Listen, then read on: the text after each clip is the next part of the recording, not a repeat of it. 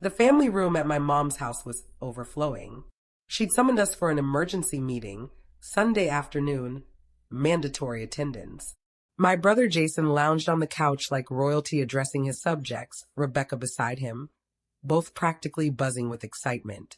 I stayed by the doorway, coffee in hand, waiting for whatever this was. Thank you all for coming, Mom began, positioned near the fireplace. Jason has some wonderful news to share. Jason rose, pulling out his phone. As you all know, Rebecca and I have spent years searching for a beach place, somewhere the kids can grow up making memories, a spot for family get-togethers. Aunts and uncles nodded, murmuring approval. My cousin Sarah was already craning forward to see the photos. Well, we finally found the perfect one, Jason said, flipping through images. 4 bedrooms, right on the sand, incredible ocean views. We close next week. Applause broke out. Rebecca glowed. And that's not even the highlight, Jason added. The place is in Sunset Cove, the same exclusive area where Meredith has been squatting for the past 3 years. I straightened just a fraction. Squatting was an interesting choice of words. What do you mean, squatting? Ada asked. The beach house Meredith's been staying in, Mom clarified. The one Uncle Frank left to the whole family when he passed. She's been living there like it's hers, refusing to let the rest of us use it. That's not exactly true, I said quietly. Let me finish, Jason snapped, shooting me a warning look. The point is, that house was meant for everyone, but Meredith's been treating it like her private property. So Rebecca and I decided to do something about it. What kind of something? Uncle Tom asked. We filed a petition lawsuit, Rebecca announced proudly, to force a sale of the property. Since we're heirs, we have legal grounds. The court agreed, Jason added. The judge ordered the house sold at auction to resolve the estate issue. And guess who ended up as the top bidder? He pointed at himself with both thumbs. We bought it for $1.8 million, below market, too. It's worth at least $2.30. More applause. My cousin Marcus let out an impressed whistle. So yes, it's officially part of the family now, Mom said with a smile. Jason and Rebecca have graciously offered to let everyone use it. We're planning a huge housewarming next month once they take possession. We're thinking 4th of July weekend, Rebecca said. Big reunion, fireworks on the shore. It'll be perfect. When exactly do you take possession? I asked. Friday, Jason replied. 5 days. The sheriff's office is handling the eviction. You'll need to be out by Thursday night, Meredith. I'd start packing. Eviction notice? I echoed. Don't be dramatic, Mom said. You've had 3 years there rent-free. That's more than generous. It's time for the family to enjoy it the way it was meant to be enjoyed. I took another sip of coffee. Interesting, because I haven't received any eviction notice. It was filed with the court, Jason said, annoyed. You'll be served this week. Was this petition case filed in Orange County Superior Court? I asked. Yes, Judge Martinez. Everything is completely above board. Case number. Jason unfolded a sheet of paper. 20CV04892. What? You're actually thinking about fighting this? You'll lose. The judge already made a ruling. I set my coffee down, pulled out my phone, and stood up. Give me a moment, I said, stepping into the hallway before dialing.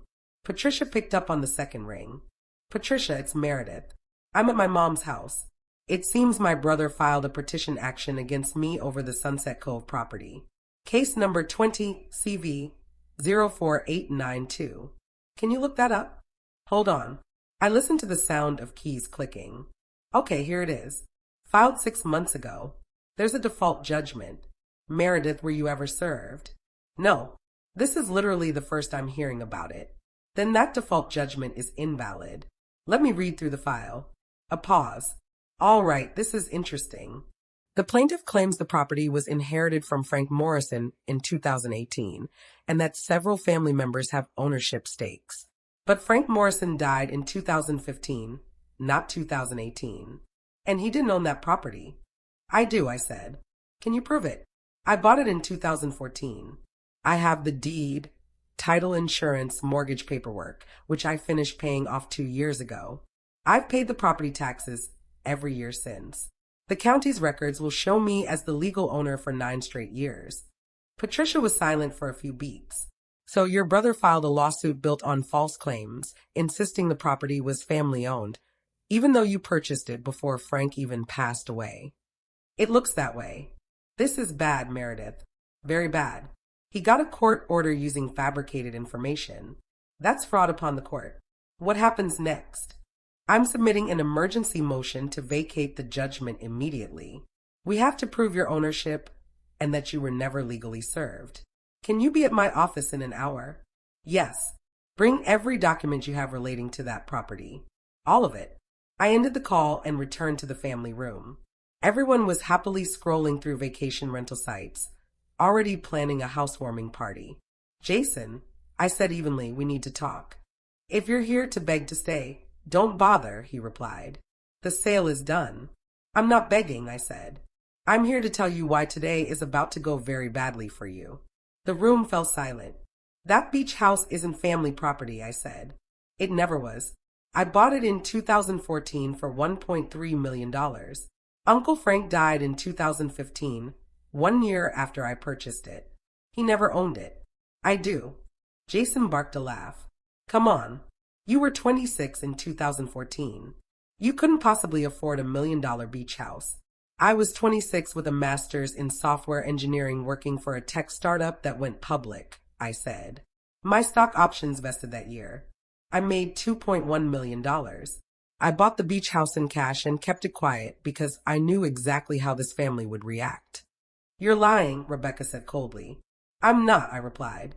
The deed is on file with Orange County. Meredith Chin, sole owner, recorded August 2014. I can pull it up right now. Mom shook her head. Frank left you that house in his will. Frank left me $50,000, not a house. I used that money to furnish the home I already owned. I opened the county assessor's website on my phone, typed in the address, and held the screen out. Owner of record, Meredith Chin. Purchase date, August 15th, 2014. Purchase price, $1,300,000.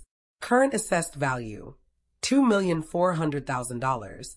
Uncle Tom grabbed my phone, staring at it in disbelief. Good Lord. So, when you filed a petition suit, I said, turning back to Jason, and claimed it was inherited family property, you committed fraud. When you told the court that the entire family had ownership rights, you committed perjury. And when you used those lies to get a court order to sell my home, you committed fraud on the court. Jason's face went pale. You never got an eviction notice from the sheriff, I said. Because a sheriff can't evict an owner from their own house.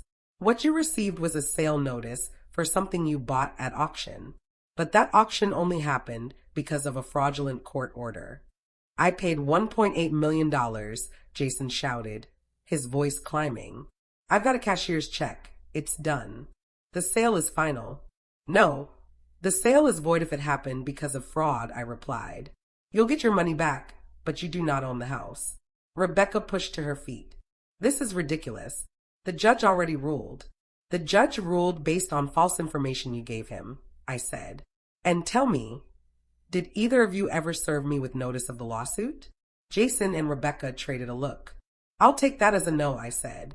So not only did you lie about who owned the property, you never legally served me. That means the default judgment is invalid for several different reasons. My phone rang. Meredith, I've reviewed all the documents, Patricia said. I'm filing the emergency motion now, but there's something you need to understand. The buyer at the auction could face criminal charges for purchasing property obtained through fraud, even if they didn't realize it was fraudulent. If they're the ones who filed the fake lawsuit, then absolutely. We're talking wire fraud, fraud upon the court, possibly theft by deception. And if they try to take possession knowing the ownership is being disputed, that's criminal trespass. My brother is the buyer, I said. Patricia let out a soft curse. Then he's staring down some very serious charges. The DA's office is going to want this case. What about the money he paid? He'll get that back through the court, but that doesn't erase his criminal liability. Meredith, this is even worse than I expected. Your brother committed several felonies. I'm putting you on speaker, I said. My family needs to hear this. I tapped the button, and Patricia's voice filled the room. For everyone listening, filing a petition suit over property you have no legal claim to is fraud. Submitting false information to a court is perjury. Getting a court order by lying is fraud on the court. And trying to take possession of someone else's property is both theft and trespass. These are real criminal offenses, and they carry prison time. We didn't know, Rebecca cried.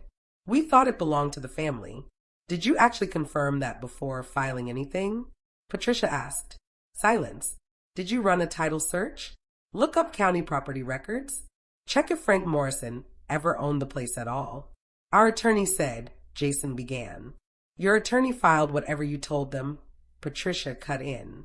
If you lied to your lawyer, that's your responsibility. Her words were sharp. I'm filing the emergency motion to overturn the judgment within the next hour. I'm also reporting possible fraud to the DA. Meredith, I need you here immediately. I'm on my way, I said, ending the call. The family room went quiet except for Mom's soft crying. This is your fault, Jason snapped, pointing at me. You hid that you owned the house. You let us believe it was family property. I never once said it was family property, I replied. You assumed. I've been paying the property taxes for 9 years. My name is on the public records. You never looked because you wanted it to belong to the family. We're going to lose $1.8 million because of you. No, you're getting that money back from the court. What you might lose is your clean record and maybe your freedom, depending on what the DA decides. Aunt Linda finally spoke. Meredith, surely you don't want your brother arrested over a misunderstanding. This wasn't a misunderstanding, I said. Jason filed a lawsuit claiming my house as his. He lied to a judge. He got a fraudulent order issued. He tried to have me kicked out of my own home. And all of you sat here planning a celebration for taking it away from me. Family doesn't press charges on family. Mom broke down in tears. Families don't steal homes from one another, I snapped. Yet here we are. I picked up my purse. I'm heading to my attorney's office right now. Then I'm going back to my home, the one I bought, and Jason will never step inside it again. The housewarming? Canceled. That family vacation spot you were all planning around? Also canceled, because it's mine and has always been mine. Meredith, hold on. Uncle Tom called after me. I paused at the doorway. Just to be clear, if Jason had actually really asked, instead of demanding, assuming, or suing me, I might have let the family use the house sometimes. I've welcomed you all before, but none of you asked. He tried to take it, so now no one gets anything. And I walked out. The emergency motion hearing landed on Wednesday morning, only 2 days before Jason was supposed to take possession. Patricia had gathered everything. The original purchase papers from 2014, 9 years of property tax receipts, utility bills with my name on them, mortgage statements proving I'd paid off the loan in 2021, even photos of me at the house from before Uncle Frank passed away. Judge Martinez looked exhausted when she stepped into the courtroom. Jason and Rebecca sat beside their lawyer, a jittery man named Morrison, who clearly hadn't done any real research. Ms. Chen, the judge began. I've reviewed your motion and supporting documents. This situation is highly unusual. Your Honor, Patricia said as she rose, the petition lawsuit was filed on completely false grounds. The plaintiff claimed the home was inherited family property, when in reality my client purchased it a year before the supposed decedent even died. My client was never properly served notice. The entire case is fraudulent. Judge Martinez shifted her attention to Jason's attorney. Mr. Morrison, did you confirm the ownership before filing? Morrison stood, visibly shaking. Your Honor, my clients told me the property was inherited from Frank Morrison in 2018. Frank Morrison died in 2015. Patricia cut in, not 2018, and he never owned this property at all. The judge typed something on her computer. County records list Meredith Chin as the owner since August 2014. Continuous payment of taxes. No liens. No disputes. Clear title. She fixed her eyes on Jason. Mr. Chin, where did you get the idea this was family property? Jason stood. My mother told me. Your mother is not an expert in property records. Did you make any effort to verify ownership yourself? Our family had been using the house. That wasn't my question. Did you confirm ownership before filing the lawsuit? No, Your Honor. The courtroom fell silent. Did you attempt to properly serve Miss Chun with notice of the petition action? We sent a letter to the house. A letter is not valid service. Was she personally served by a process server or sheriff as the law requires? No, Your Honor. Judge Martinez's expression turned to stone. So let me summarize. You filed a lawsuit claiming rights to a property you never bothered to verify. You failed to serve the actual owner, and you secured a default judgment only because the owner, who had no idea she was being sued, never showed up to defend herself. When you put it that way, that is the way it is, Mr. Chun. This is fraud upon the court. She turned to Morrison. Mr. Morrison, I'm referring you to the State Bar for investigation. You had a duty to verify basic facts before filing. Morrison collapsed back into his seat. The default judgment is vacated, Judge Martinez declared. The auction sale is nullified. Mr. Chun, your $1.8 million will be returned through the court within 30 days. Miss Chin is and will remain the only lawful owner of the property. And in addition, I'm forwarding this case to the district attorney's office for possible criminal charges. Your Honor, Jason blurted out. Frantic, I messed up. You committed several felonies, the judge corrected him flatly. Fraud, perjury, and attempted theft by deception. The DA will determine whether to pursue charges. Court is adjourned. He stepped down from the bench. Jason spun toward me, his face twisted with fury and fear. You're seriously going to let them prosecute me? I'm not letting anyone do anything, I said. You broke the law. They're doing their jobs. And I'm your brother, the one whose house you tried to steal. Rebecca was in tears. We have 3 kids. Jason could go to prison. You'd really do that to your nieces and nephews. I'm not doing it to them, I answered. Their father is. He chose fraud instead of simply asking if he and his family could use the house. I left the courtroom with Patricia. Behind us, Rebecca's crying echoed down the hall, along with Jason's furious demands that Morrison fix everything. The DA will probably offer him a plea bargain, Patricia said as we reached her car. Probation, restitution, community service. First offense, no violence. But he'll have a permanent record. Good. She studied me. How are you holding up? I'm fine.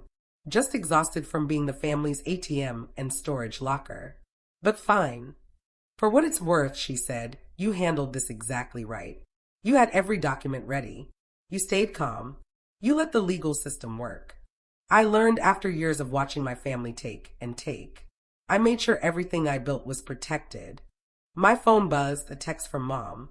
How could you do this to your brother? He made one mistake. You're ruining his life over a house. I handed my phone to Patricia. Are you going to reply? No. They still don't understand. They think this is about a house. It's about them assuming they're entitled to whatever I have. The district attorney did offer Jason a plea deal, 2 years probation, 200 hours of community service, repayment of my legal fees, and a permanent criminal record. He accepted rather than face a trial. Mom stopped speaking to me. Most of the extended family sided with her. I became the heartless daughter who hid her success and then destroyed her brother over a misunderstanding. Uncle Tom was the only exception. He called 2 weeks after the hearing. Your mother's telling everyone you set Jason up, he said, that you kept your ownership quiet just to trap him. I didn't hide anything. The deed is public record. They just never checked. I know, he said. I looked it up myself. You bought that house at 26. That's impressive. Thank you. Frank always said you were the smart one, he added. That you'd go far if the family didn't anchor you down. He paused. I think he was right. After we hung up, I stood on my deck, my beach house deck, the one I'd owned for 9 years, legally and unquestionably mine, and watched the sun sink into the Pacific. Jason had planned a housewarming party, fireworks, a big family gathering to show off what he thought was his new beach house. Instead, he ended up with probation and a criminal record.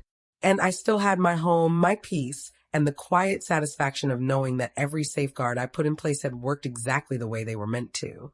The judge had made the call. The sheriff's cars had arrived, just not for me. The court order I'd reviewed hadn't been an eviction notice. It had been justice.